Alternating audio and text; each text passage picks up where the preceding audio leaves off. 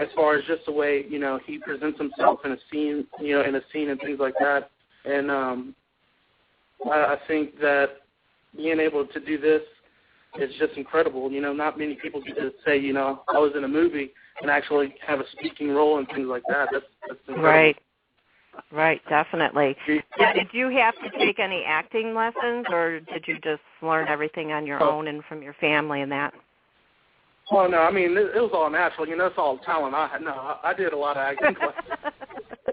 You know, my father, he helped me put me through acting classes, and I did acting classes a little over a year, I believe, with Jerry Katz at Jerry Katz Acting Joint in New Orleans. And it helped me out a lot. I learned a lot from it, and I made sure that everything that I learned in class that I know that I would put to use as far as towards my work ethic and the things I did as far as in life, because you know, you learn a lot by doing you know, as far as learning something new. And you know, you go through school and you learn, you know, different subjects, and then when you go into acting, you know, it's a whole new ball field. It's totally different from anything you'll ever do. And yeah, I did some acting class. I did a lot of acting classes, and after I did acting classes, I was doing a lot of extra work. You know, going behind the camera and just seeing how things work, how it felt on set. And after that, you know, got an agent and started auditioning, and I've got a good few things that right now that have been wait for me in my career ahead. So it's awesome. Yeah, you all do. I also read that you do stunts. Did you take any training for that? I did a stunt in a martial arts film a few years ago, about 2 years ago, I believe, called Never Back Down 2. And you know, I was working at this gym, and that they came in and they were going to do all the choreograph for the fight. Well, I used to train at the gym, and it was Gladiators Academy in Baton Rouge. And so they would come every night and do martial arts. Well, they did a casting, and Michael Jai White, he was the director. And, you know, he's actually a big idol of mine for martial arts. I grew up doing martial arts with my father. And, well, they were doing choreographs, so they did a casting of people to be in the film. And I auditioned for the casting, and I got to do a lot of the choreography, and I went through some, you know, I wouldn't say a school, but it was a few classes that I got to attend where I got to do some stunt classes. And naturally, most of everything that I've done as far as stunts, I've done on my own. Growing up in Louisiana, you kind of grow up to be kind of, you know, wild and have fun and do things that you're gonna hurt, because I'm accident prone. You know, growing up, yeah, I'm an accident prone one in the family. You too? I've got one of those. Yeah. Well, I'm the one that's always in the emergency room if there's going to be somebody in the family. Yeah. But most of what I do is not lately, knock on wood. Oh yeah, definitely. Don't forget to knock on wood. Both of those two guys, they sell themselves short because both of them are extremely good martial artists, extremely disciplined in their study of the martial arts, and you rarely hear them talk about it. You rarely hear them either one of them bring it up. But I was amazed to hear how much Tony had worked for his mentor Bruce Lee in getting his star on the Walk of Fame in Hollywood, and I mean he's just done so much out there, and not too many people, you know. And of course Tony's the last person to stand up and toot his own horn. I'm tooting it for you, buddy. Yeah. Because you tell them, make sure you let them know I got a chain belt. Chain belt. Got a chain belt? That was an Eddie Murphy quote. Chris is not a small young man. I mean, what are you, 6'1", weigh about 285 now, Chris? What? I'm 6 foot, around 300 pounds. And I mean, this boy can move. You ain't never seen a man I've never seen a man that size outside of a pro football player. When we were doing Rugaru, he did a big sprint, you know, away from the monster firing. It was funny. Wow. Firing the AR-15 and boy, I was thinking, man, that boy can move. And well, you know, we're now going to be watching for that part when we see the movie, right? Oh, definitely. That part when you see Rugaru. But tell them about your most recent project there, Chris. That's the one. Oh man, We're so proud of Chris for what he's achieved in the past, 6 months. It's amazing what he's done. I appreciate that, man. I landed a leading role in a film called Greater back in April, and the audition process, it was I think it was a day before the auditions were held. I got a call from my agent, and she asked me would I like to audition for this film, and I said of course. And so I went up to New Orleans the next day, and that's a pretty nice drive from where I live. And so I went up to New Orleans and auditioned. And when I was in the auditioning, room with my dad was auditioning with me for another part. Come to find out, I was the only one there auditioning for Brandon. And they were doing other auditionings in other states.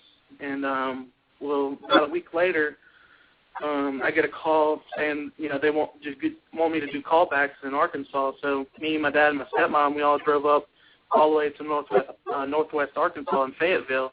And we did the callback audition. And originally, I went in there, and it was so grueling to me because I was in there. It was the first time that I had, doing a callback audition for a lead role. So, my nerves were going straight. Yeah.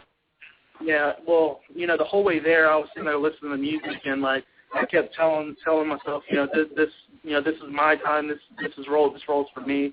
Nothing's going to take this away from me. And it was just that attitude that I had when I went into the callback audition. There was another guy there auditioning for Brandon, which is the movie's based off of, and I was looking at him. He was a big dude. You could tell he played football. He was way bigger than I was. And I just looked at him. I said there was no way that this guy was going to take it from me.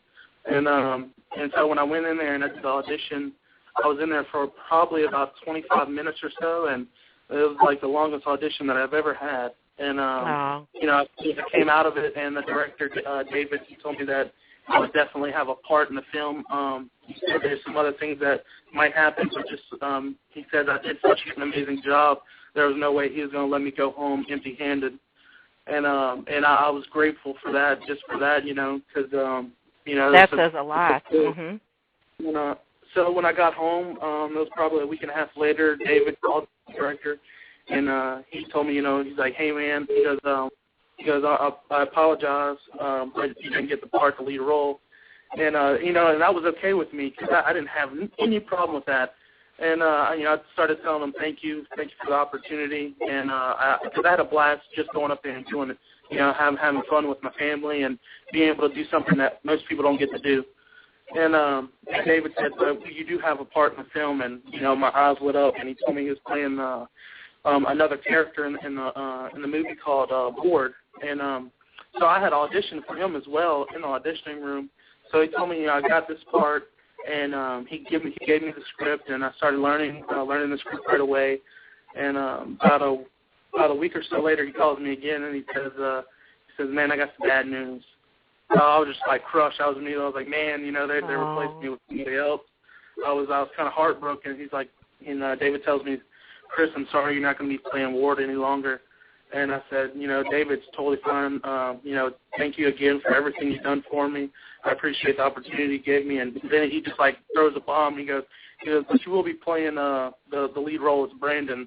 And, that never meant so much to me in my life, because I worked so hard for it.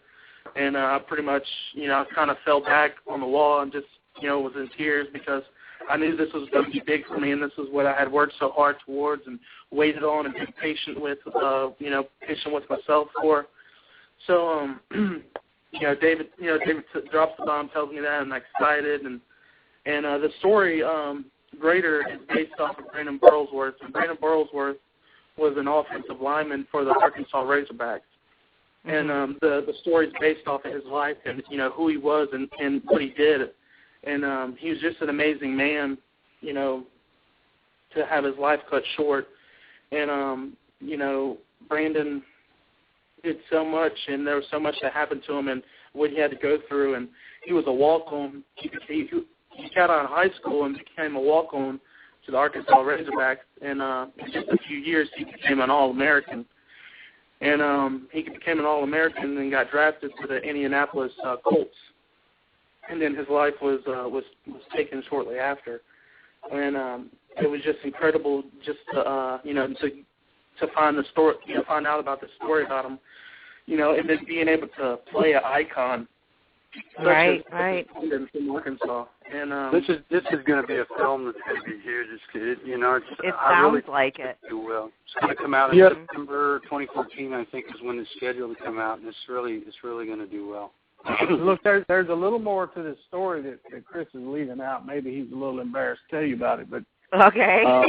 The morning, I'm not embarrassed to tell you. So the morning that he got the call from David giving him the lead role of that film, he had just got out of the shower and dried off, and there was a pair of glasses there that he used to audition with, the same kind of glasses that Brandon Burlsworth wore.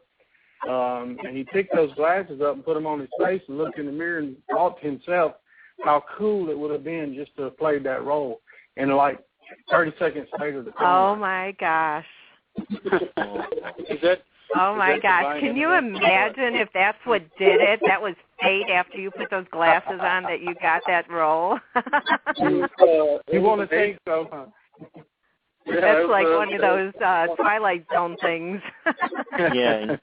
Having Chris on our film team, no matter how many years I bring to it and projects I've done, and Chris getting his feet wet, that's of course I couldn't wait for him to get home and get a chance to talk to him, because I wanted to get him in the living room, wanted to set him down, I wanted to say, hey, so how does it feel to have that pressure to carry the lead role in a film? Right. Yeah.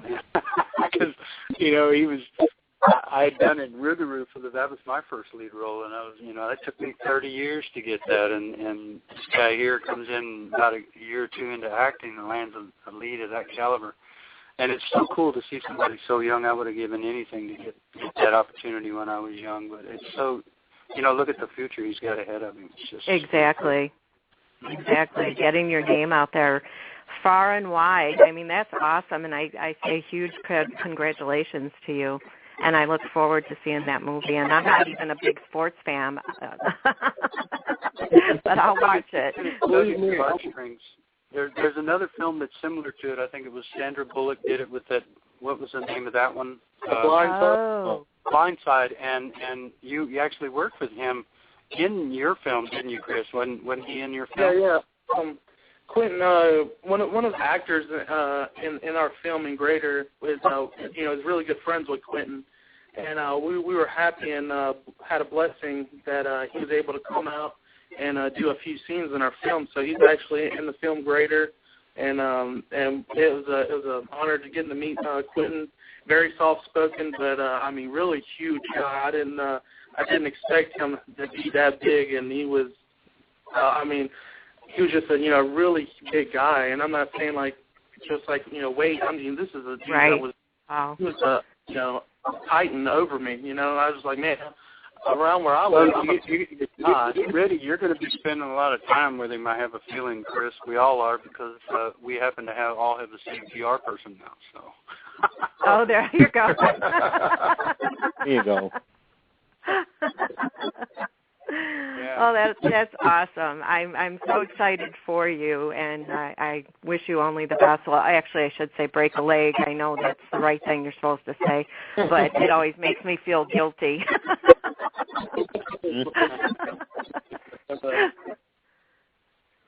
Well, Tony.